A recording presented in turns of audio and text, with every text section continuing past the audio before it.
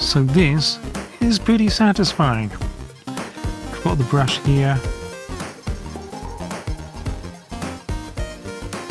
Going up and down. If we have a look at the servo there, you can see the servo arm.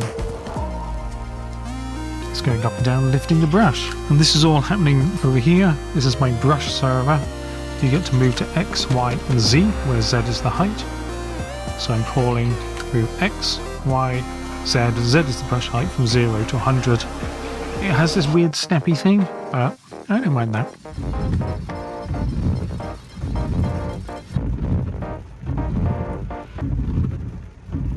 It's 6 in the morning, I'm at the old studio and I'm nearly finished here. I divided things up into going to the tip or going to the charity shop. Everything that needs to go to the new studio has already moved. So I think there's a couple more mornings of doing this and then we're all sorted, all clear. And I really like doing the tip first thing in the morning because it just gets it out of the way.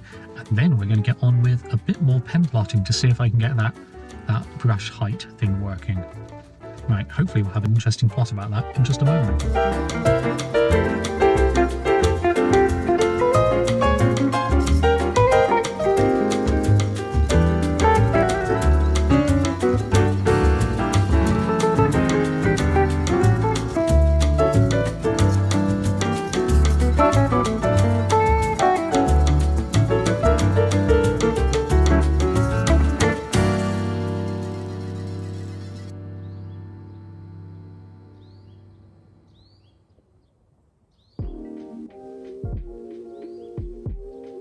Hey look, it's me. I've just finished editing the audio for the newsletter, which should go out tomorrow, and also exported a video as well.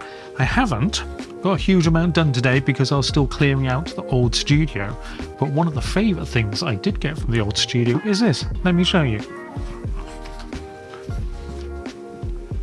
This is a Hexagon Landscapes blanket, which is lovely and soft.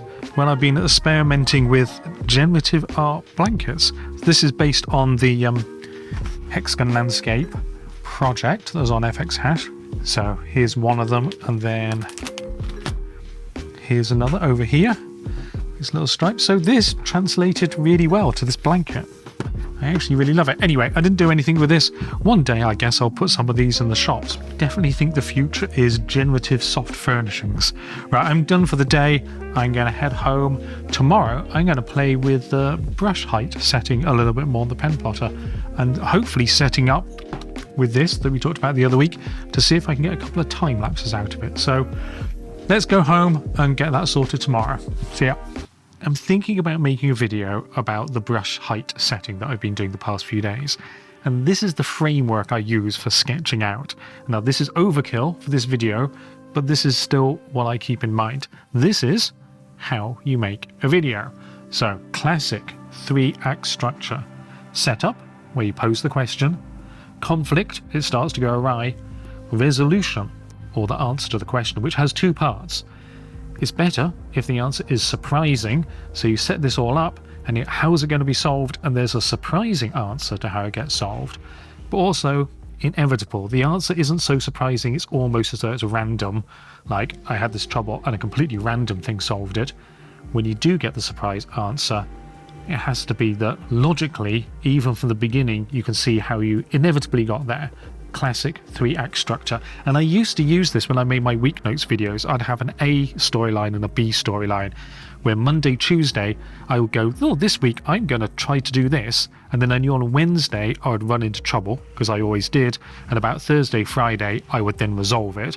And that was my A line for the Weeknotes videos. And then my what I'm actually doing the rest of the time would weave in a bit like the current Weeknote journals. I scrapped that format because it was taking too much time, but also I was learning how to kind of do this, but I wanted Weeknotes to now be just more of a journal. But there's other things to consider here as well.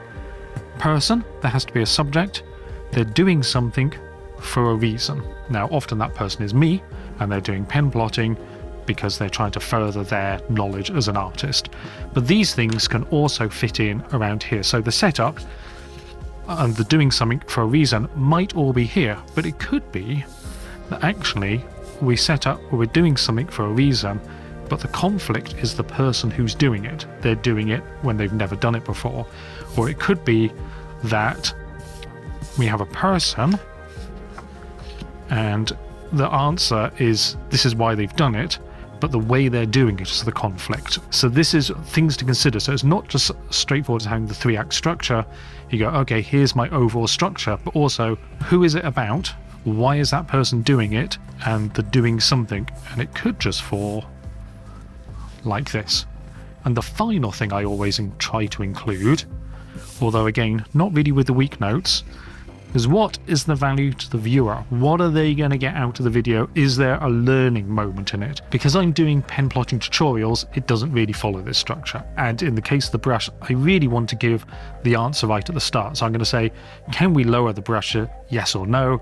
And then again, and actually, if you want to know what the answer is, here's the code that allows you to do it. So people don't have to wait for all of this to get to the answer, because it's more of a technical thing. But then, having given the answer, we then go back going, how did we get there? And then what I'm going to video is the process that I've been through, the experiments I went through, what worked and what didn't work to get to here.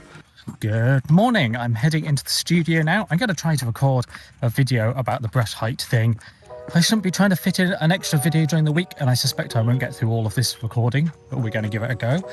Yesterday evening, the newsletter video and newsletter should have gone out. I set them on a timer. And I don't use my laptop or phone in the evening, so I'm guessing that just happened. I'll check this morning. And that's it, so let's get in and shoot this video. I'm doing another plot for the YouTube video I'm going to make about setting the brush height. And I've decided to, I've done one plot first, and then I've raised the pen up a little bit, so it's actually hovering above the paper for most of the time. So we get this interference pattern. And the code is all churning away over here. So I'm not going to finish making this video today because I've got to do the week notes this afternoon, so I'll pick it up again on Monday. And I'm going to go grab some lunch now and come back and drop this in, edit the week notes, and then I think I'm done for the week. I'll catch up with you again at the end.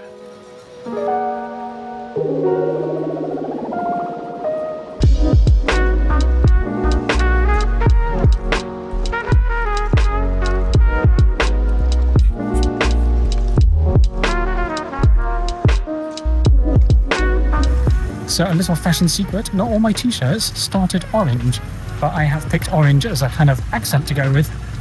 So that's what the die's for. Right then, it's a bit noisy here. So I'll catch you next week. Right, have a good weekend and I love you all. Goodbye.